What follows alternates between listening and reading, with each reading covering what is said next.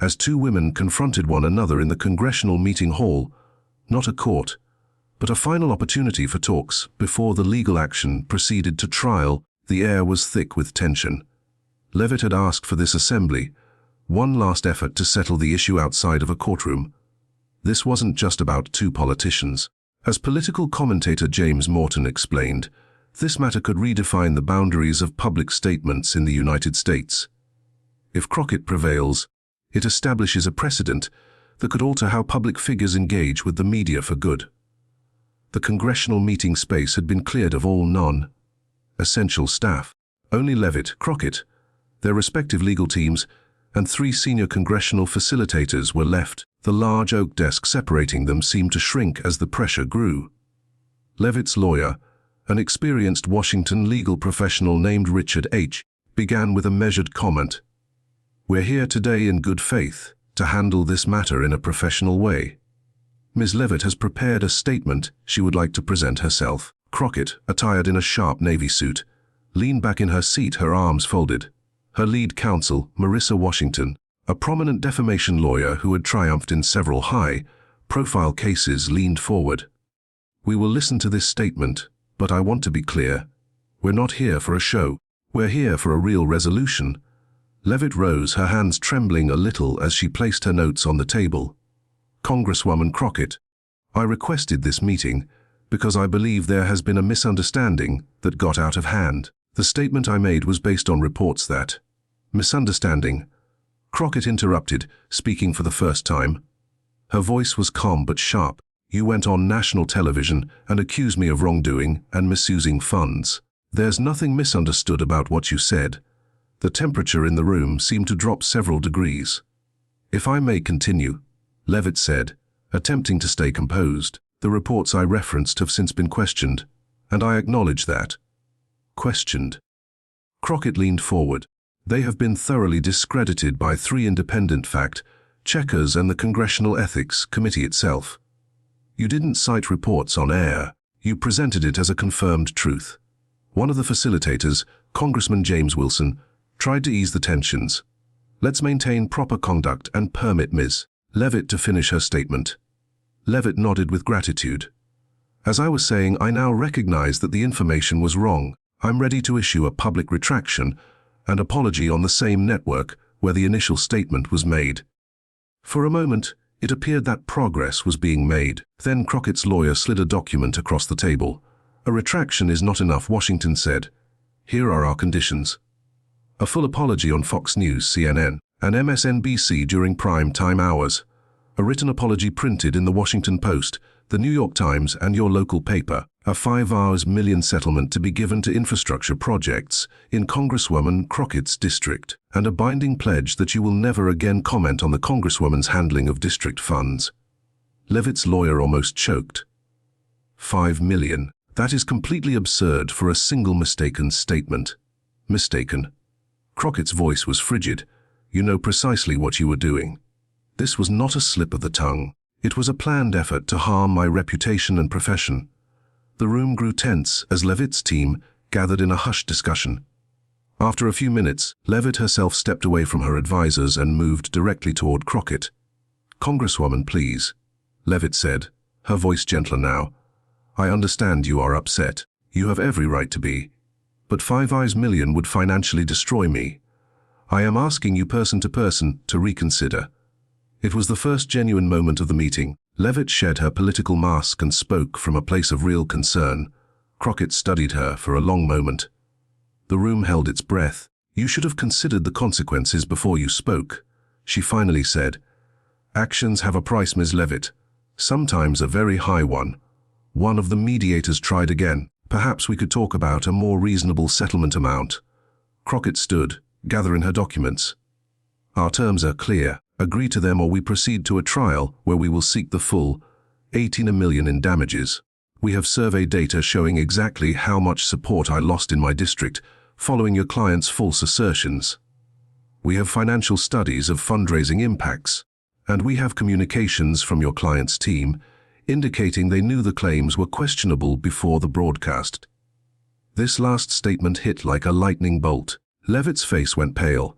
"That's impossible," Ake stammered. We have not seen any such communications in discovery. You will. Washington replied coolly. We've filed a motion to force the production of additional communications that your team conveniently failed to provide. As Crockett moved toward the exit, Leavitt made one final attempt. Jasmine, please, she said, using the Congresswoman's first name for the first time. This will ruin my career before it has truly begun. I'm begging you to show some compassion here. Crockett paused at the door, turned slowly, and looked directly at Leavitt. You should have considered careers when you tried to ruin mine with fabrications, she said, each word precise and deliberate. Sometimes the best lesson is the most painful one. With that, she left the room, her legal team following, leaving Leavitt standing alone at the table, the weight of what had just happened crushing her. As the door closed, one of the mediators whispered to another, I have never seen anything like this in 20 years on the Hill. She's going to take her all the way down. Outside, cameras flashed as reporters yelled questions at Crockett's departing team. This meeting, intended to be private, had somehow been leaked to the media. Within minutes, social media was buzzing with theories about what had occurred behind those closed doors. 3 days after the failed negotiation, Karoline Leavitt sat in her lawyer's office, surrounded by boxes of documents. The motion to compel had been approved, and they were now facing thousands of additional emails and texts that needed to be reviewed before their next court appearance. I don't understand, Leavitt said, pushing away another stack of papers. She claims to have communications proving we knew the allegations were false. That's impossible because I truly believed they were true when I made them. H looked uncomfortable. Karoline, we need to discuss something serious. Our team has been going through your campaign's communications, and we found these. He slid a folder across the desk. Inside were printouts of text messages between Leavitt's producer at Fox News and a researcher on her team. Producer, do we have solid confirmation on the Crockett wrongdoing angle for tonight's segment? Researcher, not exactly. The initial report came from that blog we talked about, but I can't find any mainstream verification. Maybe we should switch to something else. Producer, no time to change course. Karoline's already prepared on this. Just make sure we say reports indicate, to protect ourselves. Leavitt felt the blood drain from her face. I never saw these. My briefing paper said this was confirmed by multiple sources. There's more, H said grimly. Your chief media advisor apparently edited your briefing document to remove the qualifiers and caveats from the original research. The realization struck Leavitt like a physical blow. She hadn't deliberately lied, but her team had set her up with incomplete information that they knew was questionable. Under the law, that difference might not matter. She was still the one who made the statements on air. We have two choices, H continued. We can fight this in court, argue you were acting in good faith based on information given to you, and hope for the best. Or what? Or we can approach Crockett with what we have found. Show her that you were misled by your own team. It won't remove your responsibility, but it might open the door to a more reasonable settlement. The following morning, in a bold and surprising move, Leavitt called a press conference without consulting her legal team. Standing alone at the podium facing dozens of cameras, she took a deep breath. I've called this press conference to address the ongoing legal matter between myself and Congresswoman Jasmine Crockett. She began, her voice steady despite her nerves. 3 months ago, I made statements on Fox News regarding the Congresswoman's handling of district funds. I've since learned that those statements were false. Murmurs rippled through the press corps. What I'm about to say is not based on legal advice. In fact, my attorneys will probably be furious with me. But I believe in accountability. After reviewing internal communications, I've discovered that members of my team provided me with information they knew was unverified while removing important disclaimers from my briefing materials. The room fell silent. Every reporter was suddenly alert to the bombshell unfolding. To be absolutely clear, this does not excuse me of responsibility. I was the one who spoke those words on national television. The failure is ultimately mine. But I want Congresswoman Crockett and the American people to know that, while I was careless and failed to personally check the information, I did not intentionally lie. Leavitt paused, fighting back emotion. I have ended the employment of those involved in misrepresenting information to me, and I want to issue a complete and unconditional apology to Congresswoman Crockett. The claims I made were false, damaging, and unjust. She has served her district with honesty, and the infrastructure projects I question were legitimate, transparent, and beneficial to her constituents. Then, she looked directly into the main camera. Congresswoman Crockett, I am not asking for legal mercy. I'm simply asking that you know I never intended to spread falsehoods about you. I failed in my duty to verify information, and for that, I take full responsibility. Whatever legal consequences come my way, I will accept them. As Leavitt stepped away from the podium, ignoring the shouted questions from reporters, her phone buzzed with a text from her lawyer. What have you done? But another notification caught her eye. A breaking news alert that Congresswoman Crockett was calling an immediate press conference of her own. Within the hour, Jasmine Crockett stood at a podium in the Capitol, her expression unreadable as cameras flashed. I've just watched Miss Leavitt's press conference.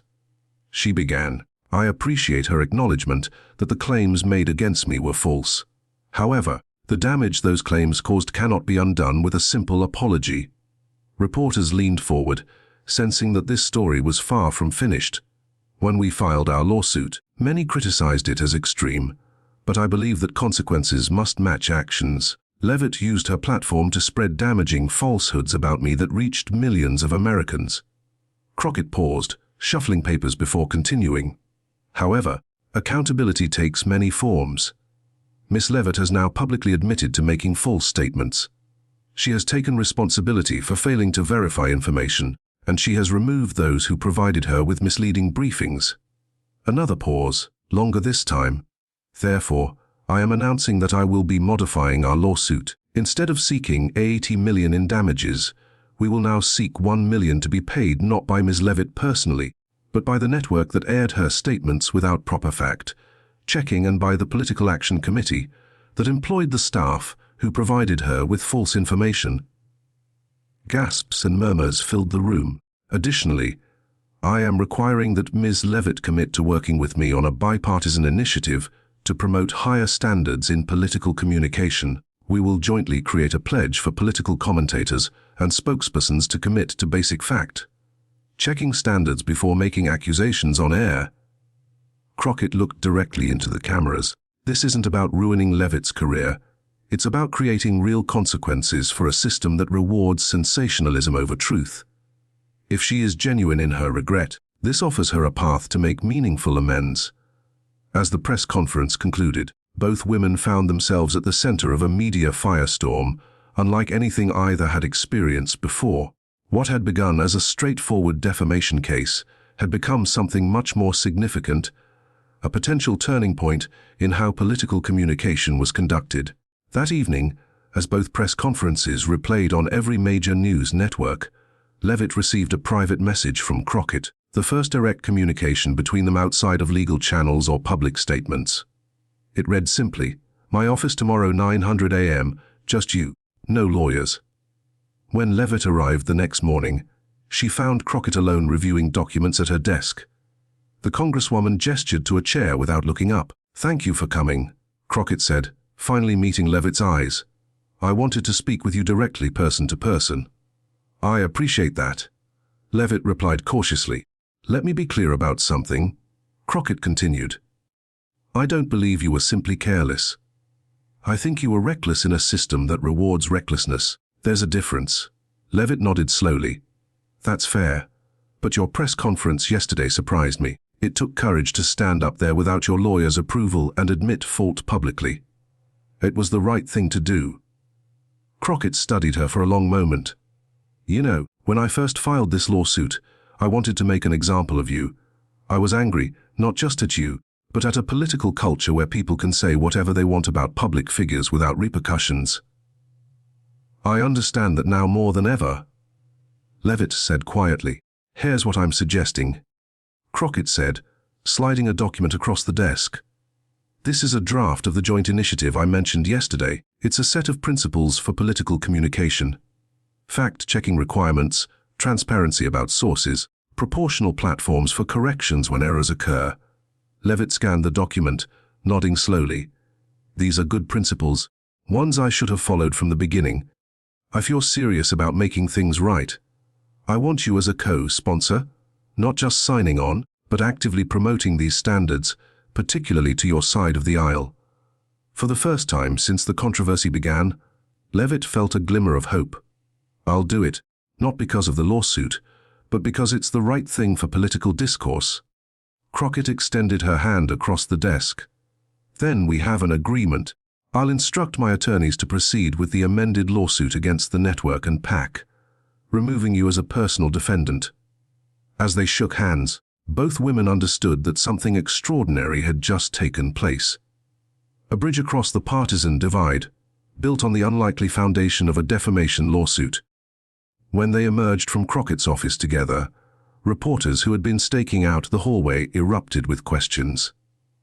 But it was the image that captured everyone's attention. Two political opponents walking side by side, neither triumphant nor defeated, but resolute in purpose.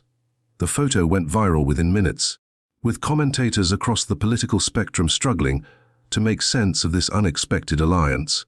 What no one yet knew was that this moment would mark the beginning of a significant shift in political media accountability, one that would eventually be known as the Crockett-Leavitt standards.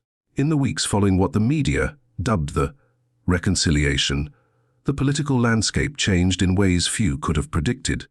The amended lawsuit proceeded against the Network and Political Action Committee, eventually settling for $2.5 million, more than Crockett's reduced demand, but far less than the original $80 million.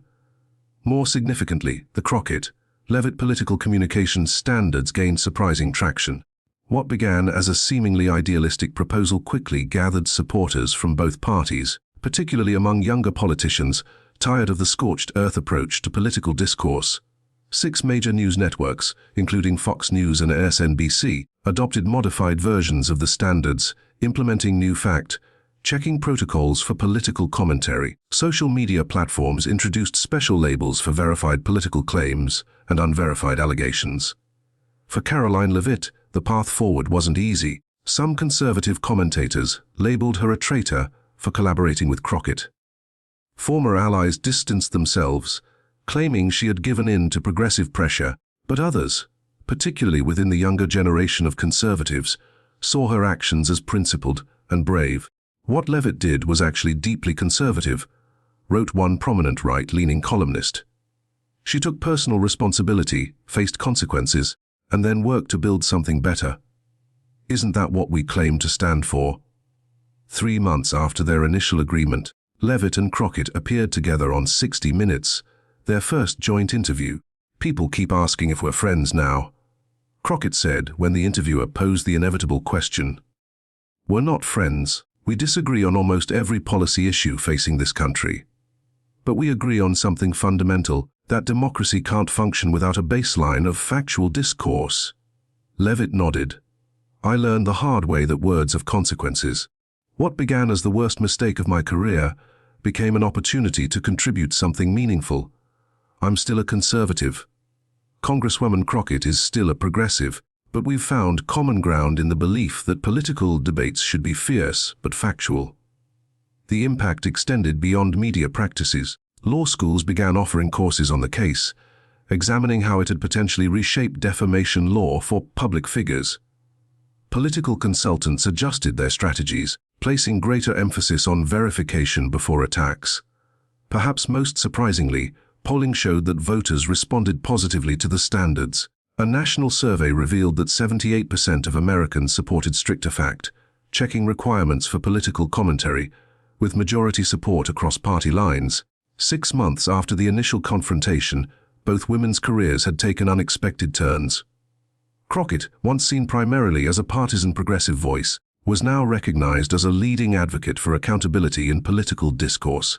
She was appointed to chair a new House Ethics Subcommittee on Public Communications. Leavitt, after a period of keeping a low profile, reemerged as a commentator focused on political reform. She launched a podcast called Verified, examining how information flows through the political ecosystem. While still advocating for conservative policies, she did so with a new emphasis on factual accuracy. The $80 million lawsuit that never came to trial had accomplished what few legal actions ever do. It had changed behavior across an entire industry. News executives, aware of the precedent set by the settlement, implemented new verification protocols for commentators. Political operatives, seeing the potential financial liability, thought twice before feeding unverified information to their spokespersons. On the first anniversary of their agreement, Leavitt and Crockett held a joint press conference to announce an expansion of their initiative, a bipartisan PEG dedicated to supporting candidates who committed to factual political communication. A year ago, we were adversaries in what could have been a destructive legal battle, Crockett told the assembled reporters. Today, while we still disagree on policy, we're partners in promoting a healthier political discourse.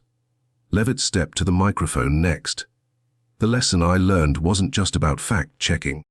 It was about having the courage to admit when you're wrong and work across differences to fix broken systems. That's a lesson our entire political culture needs to learn.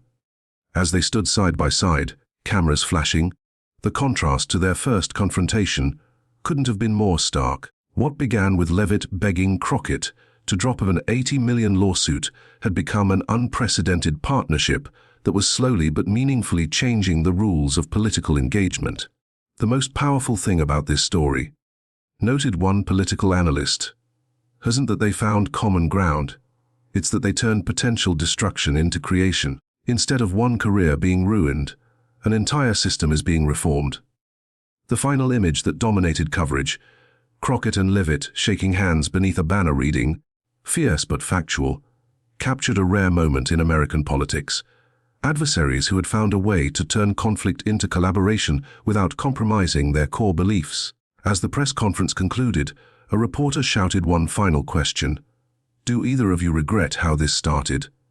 Crockett and Leavitt exchanged glances, and it was Leavitt who answered. "I regret making false claims," she said, "but I don't regret where it led us." Sometimes the coldest reception can lead to the warmest breakthrough, if you're willing to face the truth and do the work to make things right. The story of Karoline Leavitt pleading with Jasmine Crockett to drop an $80 million lawsuit, and Crockett's initially cold response, had become more than a political scandal. It had become a case study in how accountability, when properly applied, can lead not to ruin but to meaningful change.